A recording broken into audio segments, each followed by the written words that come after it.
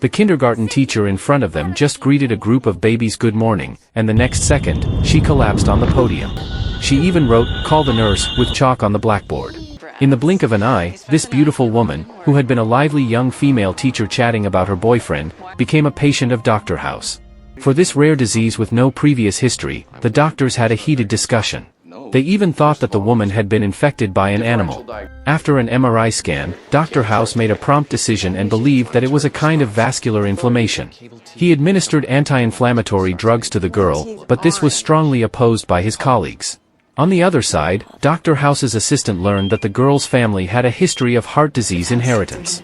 That night, the girl showed strong reactions in her heart and brain during the ward round. The doctors had another intense discussion, and Dr. House decided to discontinue all treatments. However, the next day, after consulting about knowledge in the field of psychiatry, he had a new conjecture. He felt that it might be related to food like pork. Dr. House suspected that there were worm eggs carried by a certain type of pork that had already entered the patient's brain, and these worm eggs would reproduce deep in the brain. The patient's condition would be even worse after using anti-inflammatory drugs. The situation of using drugs for this kind of worm eggs just matched the patient's symptoms. Dr. House proposed to treat the girl again.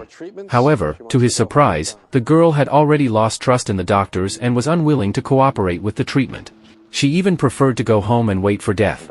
In order to save the patient's life, Dr. House walked into the ward alone late at night and began to talk about his own story. It turned out that this doctor had also suffered from a serious heart infarction disease before.